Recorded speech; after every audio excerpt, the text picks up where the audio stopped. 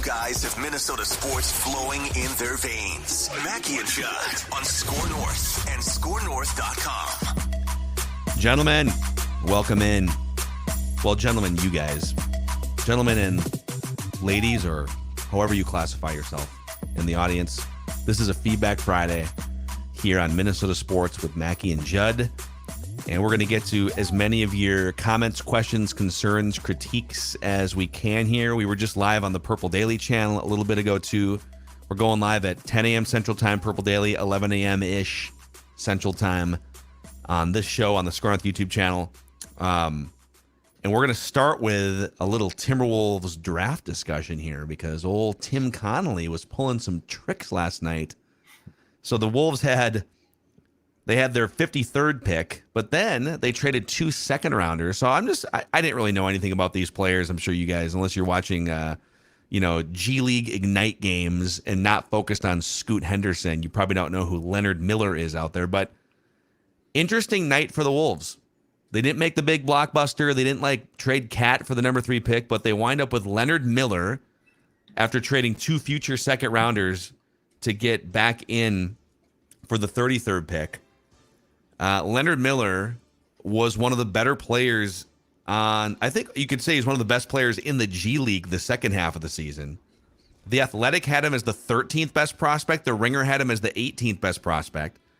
And then they drafted guard Jaylen Clark from UCLA, who Tim Connelly called a high first-round grade before he tore his Achilles last season.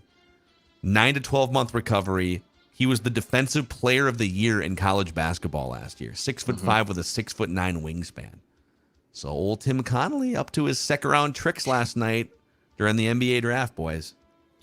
And that's where he's going to have to absolutely find guys. That's like the Wolves have a first-round pick, I think, in, next year, but then the Gobert trade, they don't have it in 2 years.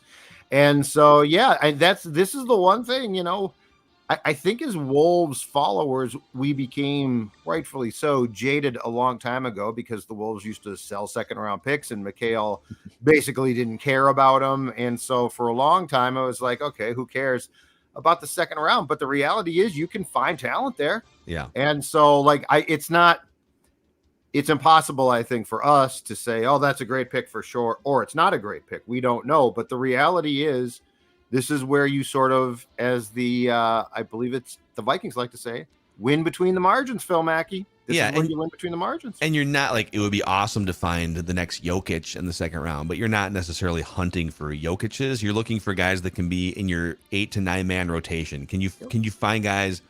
Can Leonard Miller be a guy that starts at some point for you, or be an 18 to 20 minute burst of energy like Naz Reid has been for the last few years, right?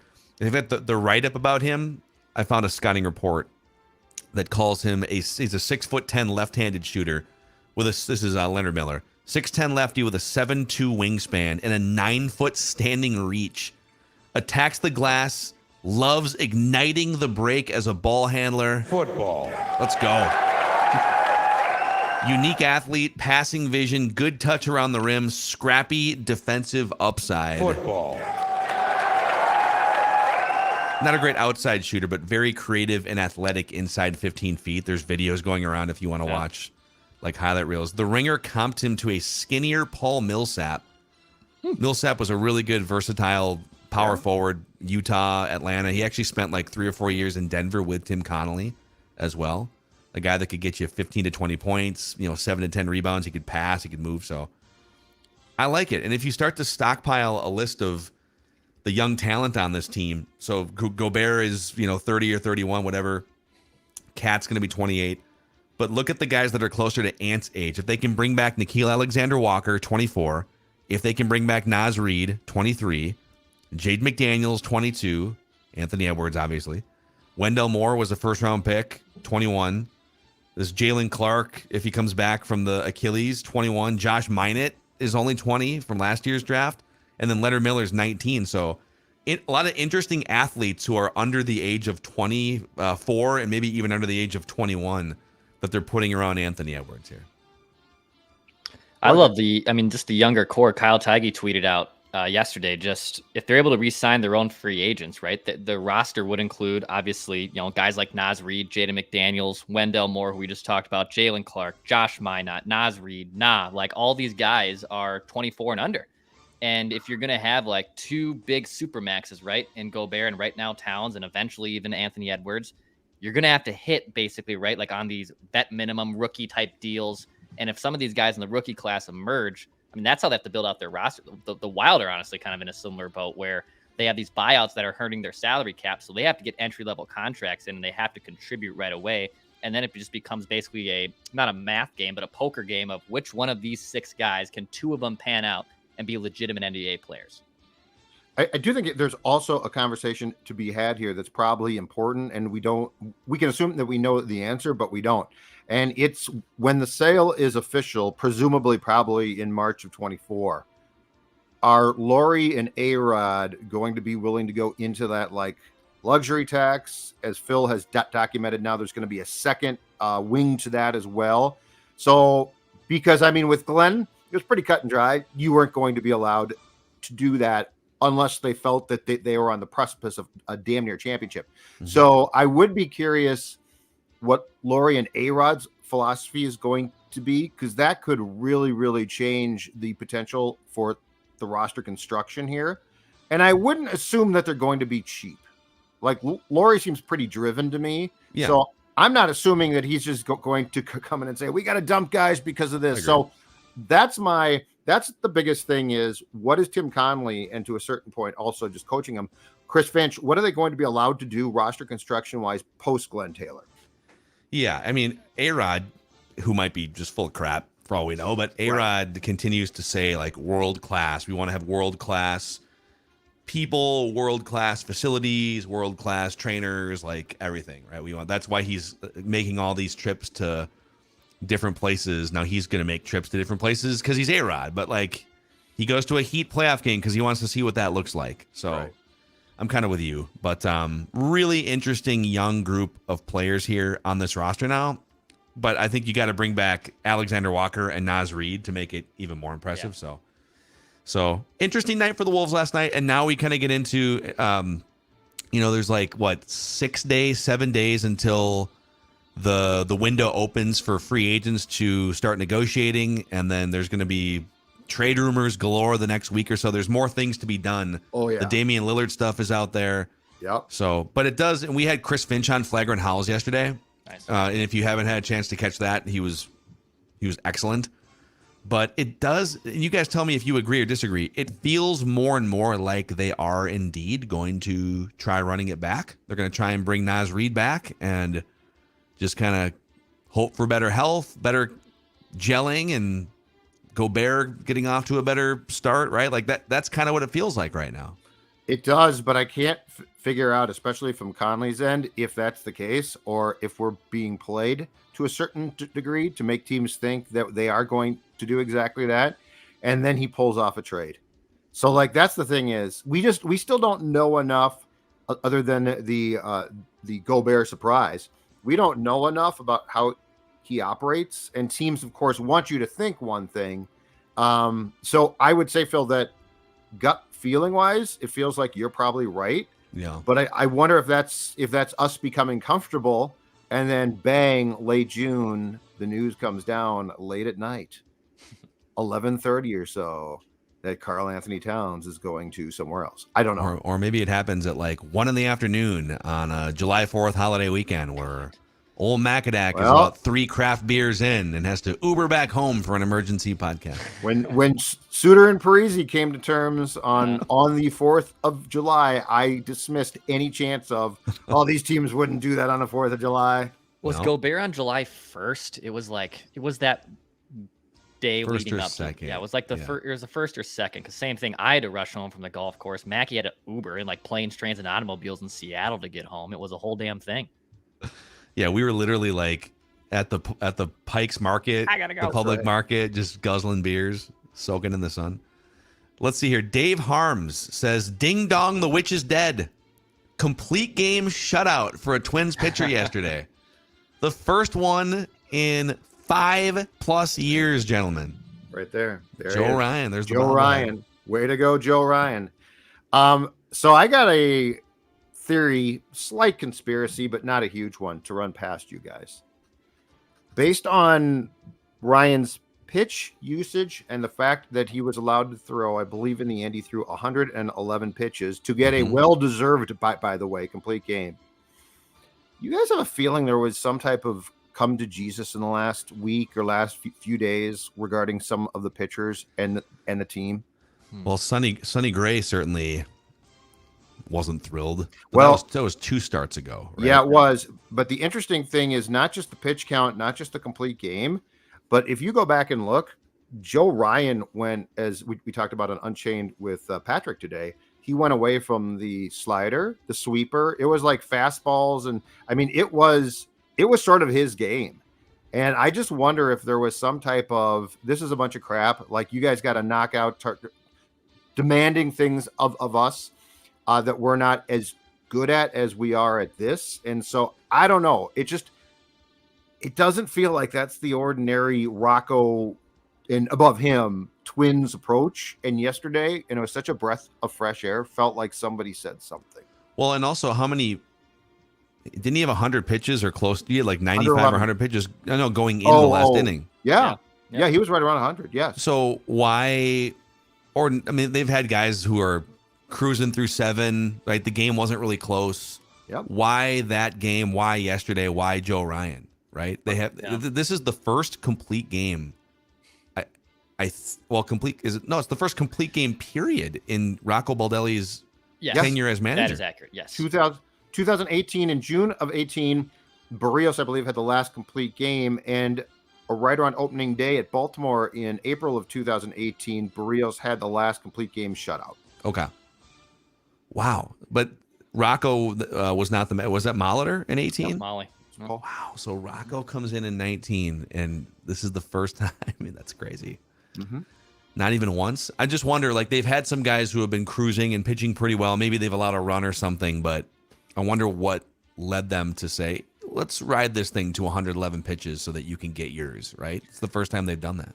And Pagan was warming behind him, so that could have been the most hilarious and dysfunctional thing in the world if you end up pulling Joe Ryan for Emilio Pagan. I mean, gives up three runs, and they wind up winning anyways. Yeah. But and the bullpen was used a lot over the week. I don't know. Maybe they just decided, hey, let's just let this guy shove. He's feeling good. Keep going.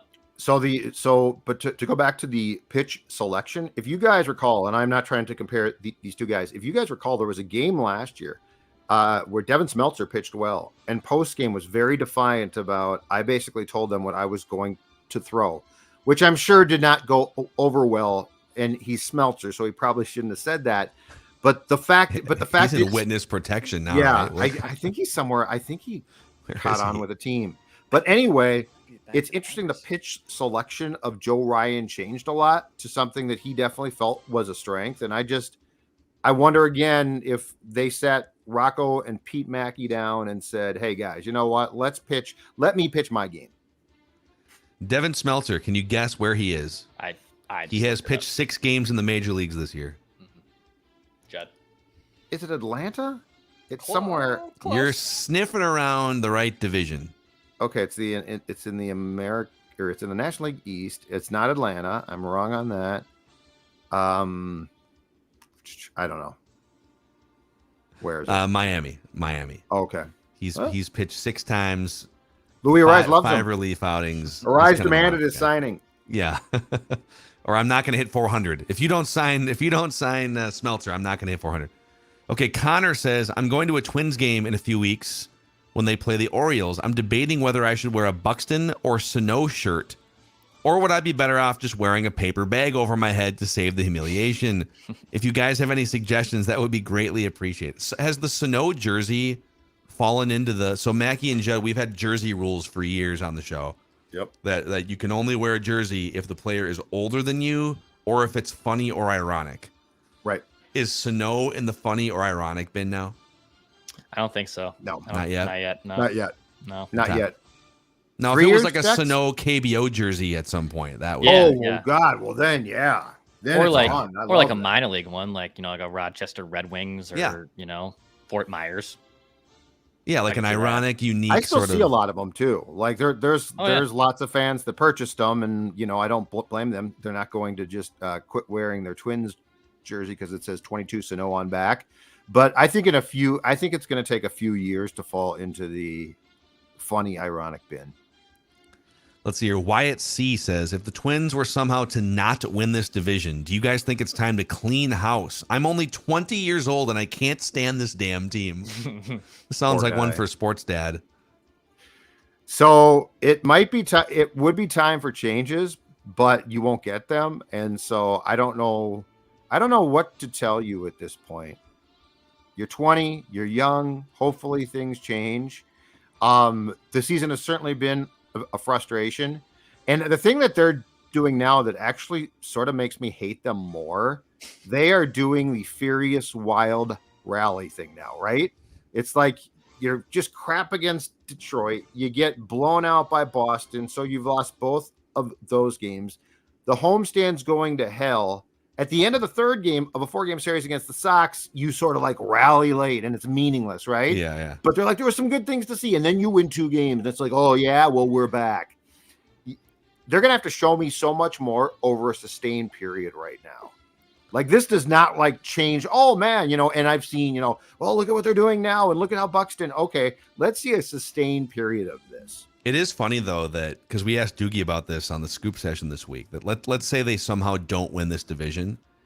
It is kind of funny that there is a question over whether major changes would be made, because then that would be 3 consecutive years where you're trying to win a bad division, that you finish below 500 and lose the division or whatever. But it's in question. Like, they're the only franchise where it's like, are they going to maybe make a big move after another colossal disappointment? I don't know, right? It's just, I find that amusing, I guess. Yeah, I believe there are 15 games under 500 over the last 162 games. So if you go back to this time last season to this point, they're like 17 games under 500. They have not been good. And then if you go back, obviously, in 2021, they still weren't good either. I think you have to make changes. I know this ownership group is reluctant to make changes, but at that point, if they don't win this division again, after having the lead and just being in the worst division in my lifetime of like 4 major sports, I think heads have to roll. Yeah. I will be shocked if heads roll. If they lose the division. Yes, I will be shocked. They finish 78 and 84, and they finish 5 games behind. I don't disagree with Declan. I will be absolutely. And they run it back again. I mean, Rocco, 1, just got an extension, and 2, he is an extension of what they want. I know. So like he is not. This is not like Gene Mock. It's time to get old Gene out of there because he's making the lineup. He is an extension of what they want. Yeah.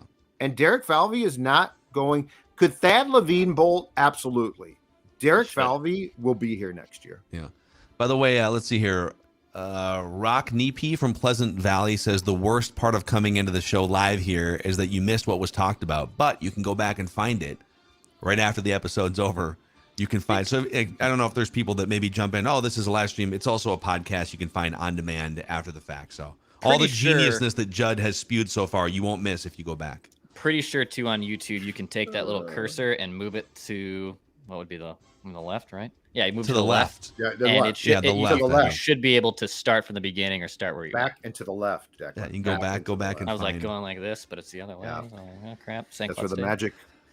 This next comment comes in from Twitter here, and it is against my better judgment that I'm going to read this, but I feel compelled to. So this is a reaction to our "Is Kirk Cousins a Hall of Famer if the Vikings win a Super Bowl?" discussion on Purple Daily last week. And it comes from one Seth Stows from Twins Daily. Kirk Cousins a Hall of Famer? Y'all have told us that he is absolutely terrible, incapable of doing anything well. I thought you wanted him gone. If the Vikings win the Super Bowl, it'll be because of the other 51 guys, according to you, Score North. Not Kirk. At least I think that's what you've been saying for years. It's misinterpreted Kirk Cousins criticism. Like, if you actually listen to what we're saying, we have never said any of that stuff about Kirk. Are we harsh on the Vikings quarterback? Maybe more than the normal fan or normal outlet that maybe you seek in your podcasting or traditional media space? Yeah, we are a little more pride. We're prone to criticize him more. None of that has ever been said by us. Dude, like, ever. Like why? I'm just gonna go through this because I feel like we do get this a lot, right? You think Kirk is absolutely terrible. At what point in the history of Purple Daily has anyone called him garbage or absolutely terrible? That's what I don't understand. And I get that, like, we live in a world where everything is extreme this way, extreme that way. If you offer any sort of criticism, it means you're a hater or that you're dunking on somebody. I just find it amusing. And by the way, this whole, like, if the Vikings win a Super Bowl with Kirk thing, you're not going to give many credits. Like, dude, if the Vikings win a Super Bowl, it'll be largely because the quarterback stepped up huge in big situations that guys like us have been asking about for years. So I don't know, maybe Seth or anyone else, you should actually consume the content before you go clapping with your Twitter platform.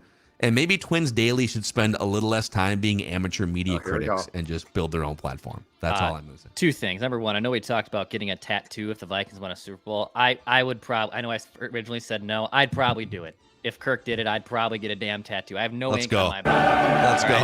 The only person in my family that would you ride a horse though?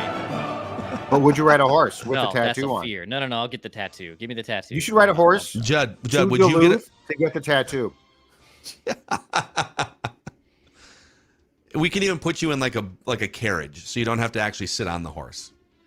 Oh, I hate those things. Those things were in the North Loop. That's like the number one thing I'm glad I'm not near the North Loop. What? What do you horse mean? And buggies. No, they take up River Parkway. It's romantic, New York and Manhattan. Nuts. It's romantic. If you ever have driven on River cool. Parkway, which is a great bypass around, you have to sit there behind that damn horse and buggy because there's oncoming traffic or there's Lance Armstrong in the road. Don't get me started. I'd rather do that than the biker. In the River Parkway in the North Loop. I'd rather have that than a biker who rides in traffic. But anyway, I'm with Phil again. They're romantic. They're fun on a nice fall night. Those things are great. I will say it does feel a little dangerous sometimes. I think I've seen in the past those like the Clydesdales or whatever they are, like in carriages on the Hennepin Avenue Bridge. I'm pretty sure I've seen that. Yes. Yeah. What if someone what if someone clips a horse on the bridge? It just seems a little dangerous. That'd be unfortunate. That'd be very unfortunate. But you know what? I would rather put up with a horse and buggy than the things that where people drink and ride on the big the pedal pubs. Yeah, which are fun if you're on it, but when you're a driver, they're a can't do it. Pain in the ass. I can't do the pedal pub thing. I've never done it. I've done it once. And I have no interest. I have zero. I've done it once with Dawn. Yeah, it was fun. I also don't generally like bicycles. Like I don't like pedaling, so I'm not gonna like do that with beer. Or am I gonna just like do that on a stool somewhere? You get exercise. On a bike. The things that Declan gets irrationally annoyed at are hilarious to me. I'm not a bike guy either, but bikes, horses, Duluth, like let's keep stockpiling a list here of the things that Declan has. I didn't know that you were anti-bike as well. No, I have been on a bicycle like 5 times since getting my driver's license at 17. Hate it. Okay. Wow. Southern Exile chimes in and says, I've appreciated the focus this week on Minnesota fans as it relates to our beloved sports franchises. Our fans remind me of me in high school as a guy who was more than happy making B's for grades. B's are good. They make your parents mildly happy. They get you promoted to the next grade. They're even good enough to get you into a college, but B's don't get scholarships, recognition, or awards. I've lived in Alabama for the last 30 years. For Bama fans, it's national championship or the season was a bust. Being a B grade team is not acceptable down here. Seems like other fan bases, Eagles, Yankees, Steelers, to name a few, kick players and coaches to the curb. Well, the Steelers don't kick coaches to the curb. After consecutive B-grade seasons, we continue to shrug and smile. Sometimes I wonder if Minnesota nice is a whopping slice on the pie chart of blame for why we have so few championships. At least we aren't Detroit or Arizona. We're merely passing the test is the standard. Keep up the good work. Your edginess and restlessness is what our listless and uber nice fan base needs during these dire times. Is Minnesota nice a reason for why? Like, are we manifesting mediocrity? Yes, because the thing about it is we mock expectations and we mock accountability.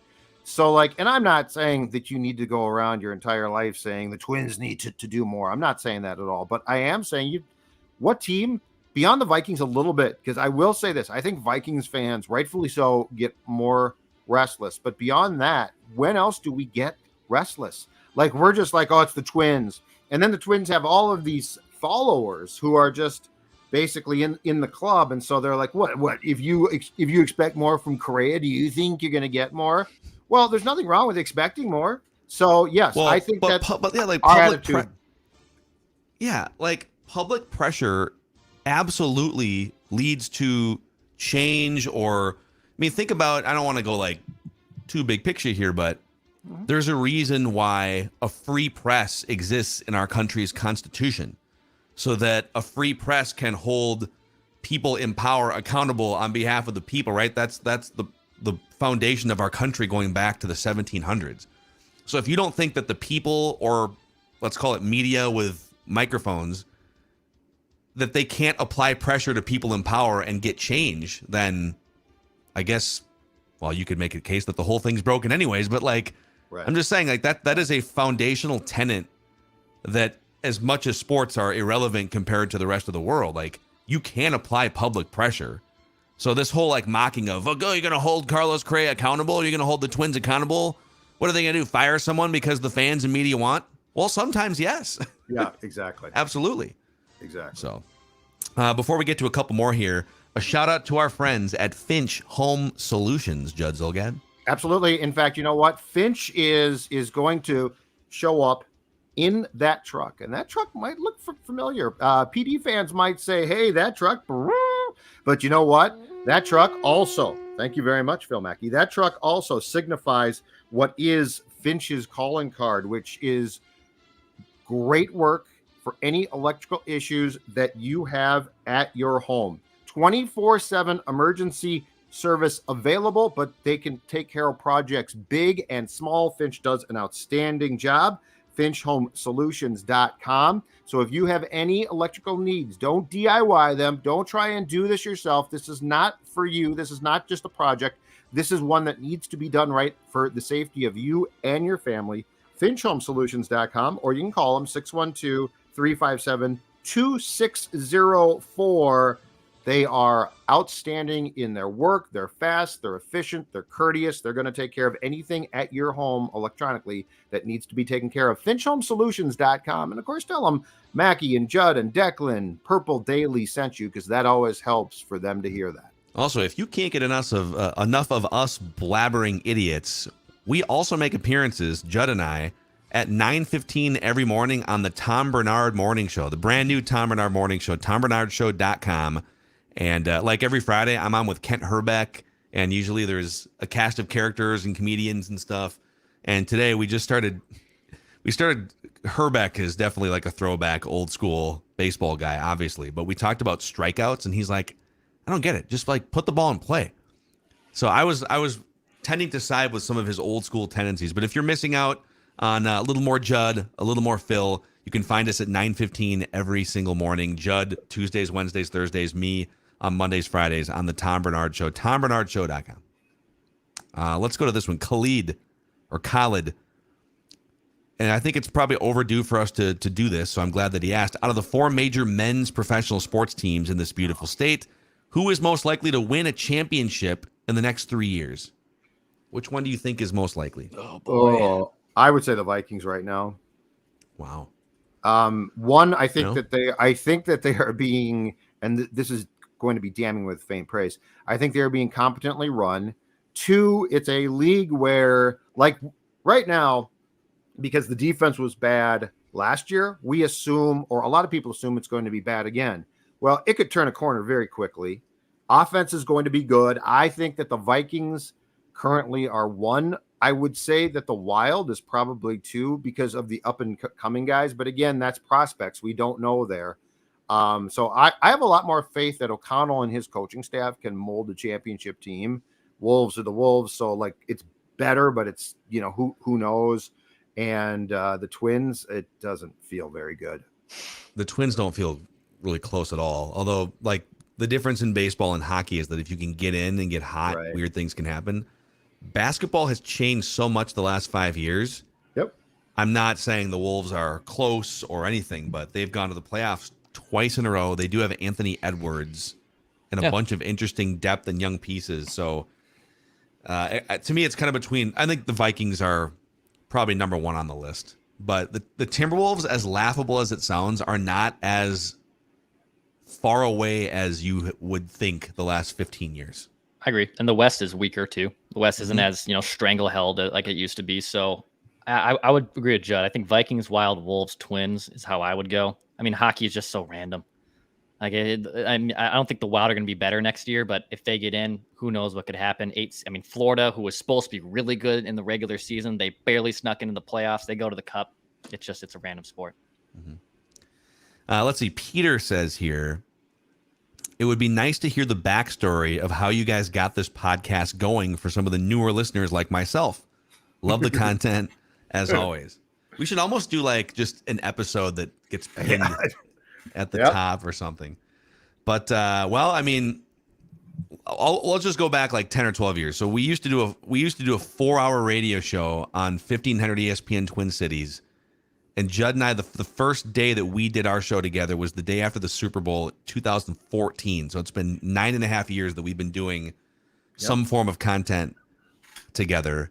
But nobody under the age of 50 listened to AM sports talk radio, or so it seemed. And so then a few years ago, we decided to move into the podcast and YouTube space. And Declan was along for that, right? Declan used to fill in and produce our radio show for a while. But that's kind of the short story.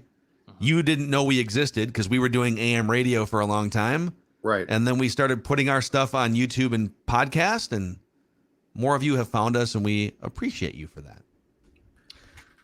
Can you put up that comment that I'm looking at by James Roberts? Because I'd be curious if this is true. Because if this is true, this is a first. Oh, really? This is never. If this happened, first of all, bravo, Phil Mackey. So James says, you just broke a wall down. Did you see Phil got nominated for the preposterous statements tourney with his Nuggets are a fake 1 seed take? I've been trying. Can to someone get on that confirm forever. they have blackballed us? Yeah, we don't get mentioned. They will not mention us because I don't know, we're a big bad and scary entity over here. But if Common and Tenna got you on that, congratulations. Huge breakthrough. It would be an honor. We've been trying to get pretty high up in the preposterous statements tournament for a long time with some of our crazy takes. But okay, if someone can confirm that, it's worthy too.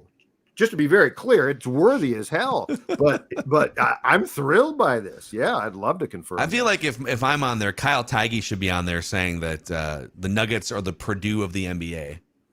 So that's pretty damning too. Yeah.